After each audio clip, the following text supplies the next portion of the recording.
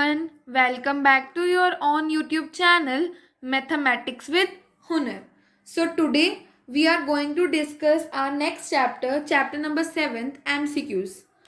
Previously हमने chapter number 12 की मैंने 2 वीडियोस पोस्ट की थी. आई होप कि आपने उनके एमसीक्यूज को अच्छे से समझ लिया होगा और आपने वो कर लिए होंगे. सो आज हम चैप्टर नंबर 7 के एमसीक्यूज करने वाले हैं. अगर आप इसके और क्वेश्चंस चाहते हैं तो प्लीज़ आप मुझे कमेंट बॉक्स में कमेंट करो. अगर आपकी कोई क्वेरी हो तो वो भी आप कमेंट बॉक्स में मुझे कमेंट कर सकते हैं. If you want short questions like of 2, 3 and 5 marks, then you can comment. I will make a video on it also. So now let's discuss without wasting our time. Question number 1 is basically in this chapter there are 2 formulas.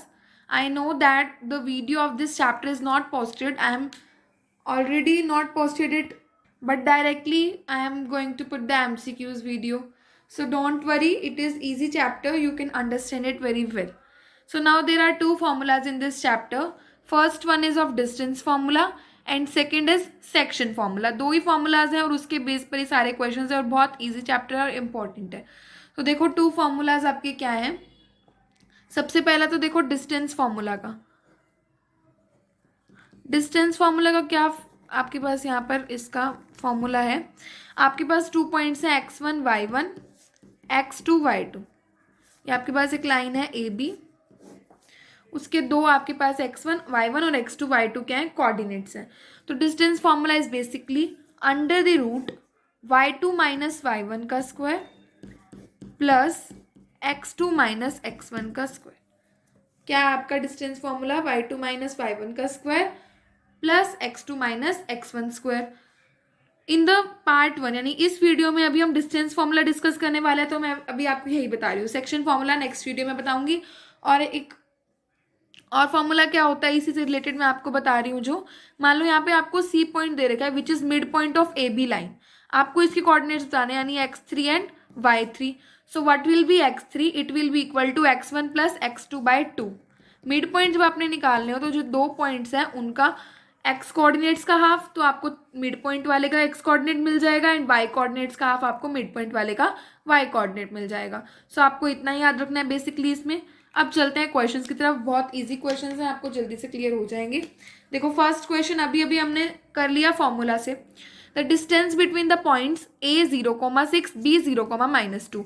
Late we consider it x1 y1 x2 y2. हमने इसे x1 y1 और x2 y2 मान लिया. अब देखो simple, अब आपको क्या लगाना है formula under the root. Same वही करूंगी मैं. y2 इज -2 माइनस y1 यानी -6 इसका स्क्वायर कर दो प्लस x2 यानी 0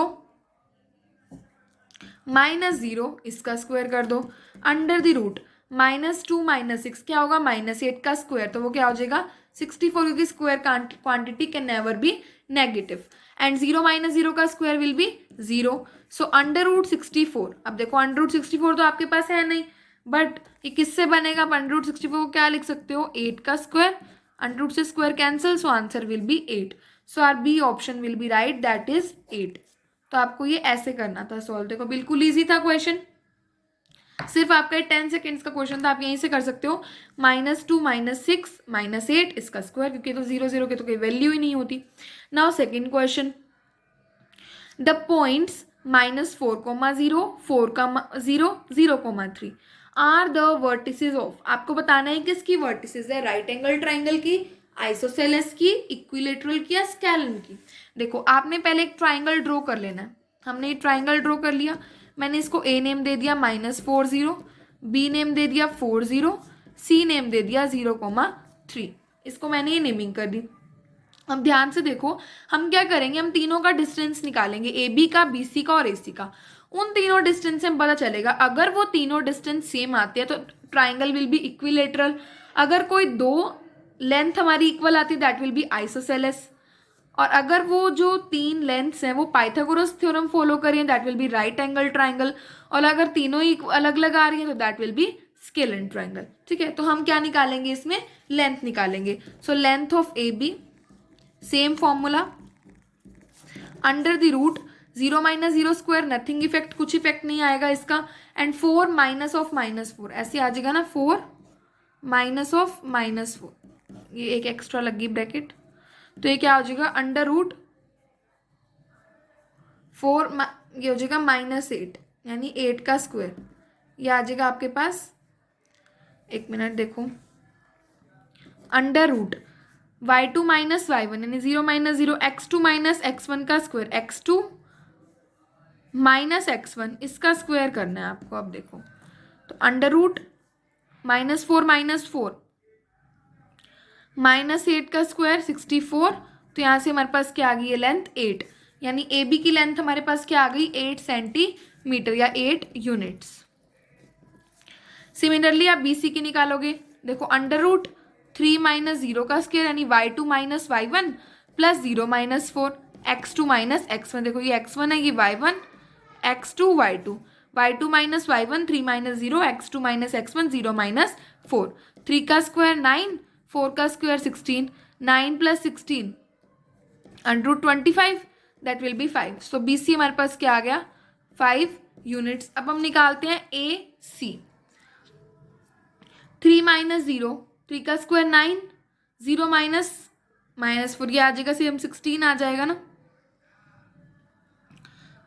3 minus 0 and 0 minus of -4, 16 plus 9 25, तो ये भी हमारे पास क्या आ जाएगा 5 यूनिट्स।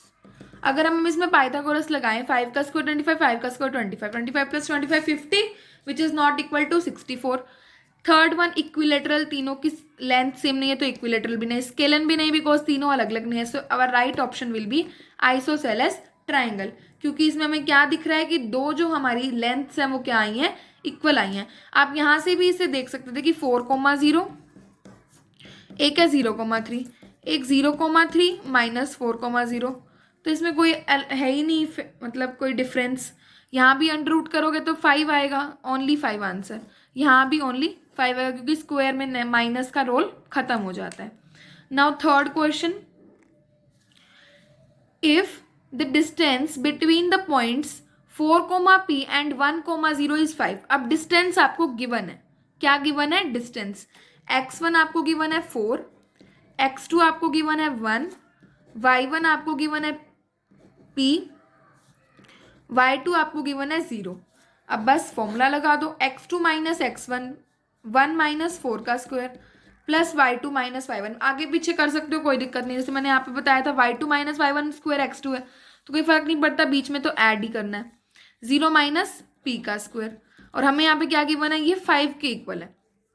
देखो यहाँ रूट है तो हम रूट को कैसे हटाएंगे, दोनों तरफ स्केयरिंग कर दो, स्केयरिंग कर दी, 1 माइनस 4 माइनस 3 का स्क्वायर 9, और यहाँ से बच गया p स्क्वायर, अंडर रूट था इसका स्क्वायर कर दो, यहाँ से 5 का स्क्वायर कर दो, स्क्वायर से under root cancel, p square equal 25, ये 9 हो जाएगा -9।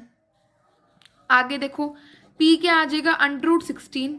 अब देखो फटाफट में आप क्या कर सकते हो, p इक्वल 4 पे टिक कर दोगे, but it will be wrong.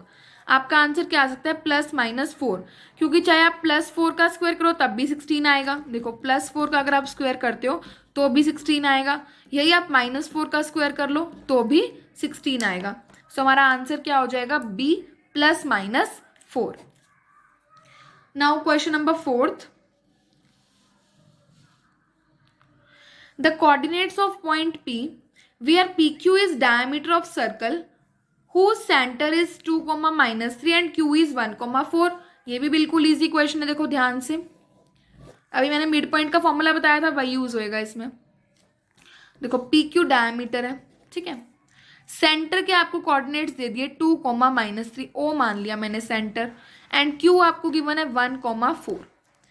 अब देखो O जो है वो आपका सेंटर है, आपको क्या बताना है कोऑर्डिनेट्स ऑफ P बताने हैं, यही बताना है। सपोज मैंने इसको मान लिया x, y मान लिया, तो O जो है वो सेंटर है, यानी यहाँ से लेकर यहाँ तक का डिस्टेंस और यहाँ से लेकर यहाँ तक का डिस्टेंस क्या होगा इक्वल होगा। चाहे आप दोनों को इक्वल रख के डिस्टेंस फॉर्मूला से सॉल्व कर दीजिए, चाहे आप क्या कर सकते हो x + 1 यानी /2 किसके इक्वल होगा 2 के, यही तो बताया था ना कि जो दो पॉइंट्स और मिड पॉइंट के इक्वल होगा। सो x + 1 2 2 4, x क्या आ गया 4 - 1, x की वैल्यू आ गई 3, एक्स तो हमारा निकल गया। सिमिलरली वाई, वाई प्लस 4/2 किसके इक्वल दे रखा है, -3 के। वाई प्लस 4 इक्वल मल्टीप्लाई जाएगा -6, -6 -4 वाई क्या आ गया, -10, वाई भी निकल गया। So right option is 3, -10, A option हमारा सही हो जाएगा। देखो हमें एक लाइन गिवन है PQ, हमें ये गिवन है, फॉर्मूला हमें पता है कि इसका x1 इसका x2/2 इसके इक्वल होगा जो मिड पॉइंट है, तो ये हमने फॉर्मूला लगा दिया।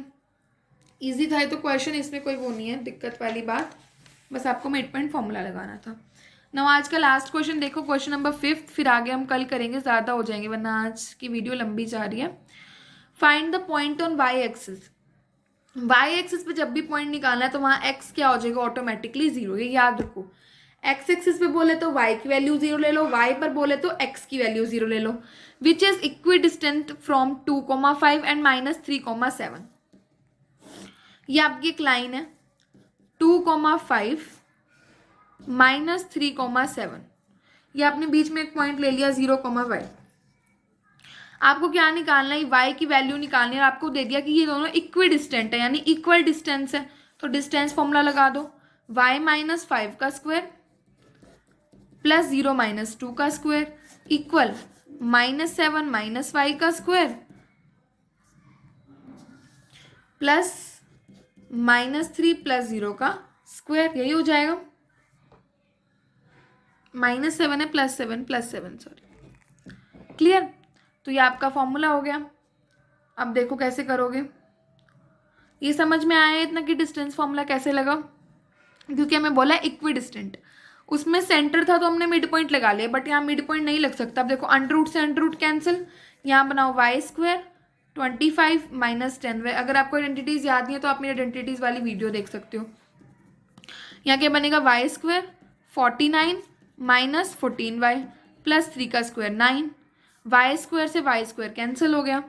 उसके बाद -14y को उधर लाएंगे तो क्या बन गया 4y, 25 + 4 29 उधर जाएगा तो क्या हो जाएगा 9 और 9 18, 58 -29, 4y किसके इक्वल हो गया, 18 में से 9 गया 9, 4 में से 2 गया 29, y किसके इक्वल आ गया 29/4 की। अब x तो है ही 0 तो y क्या आ गया 29/4, so right option will be A.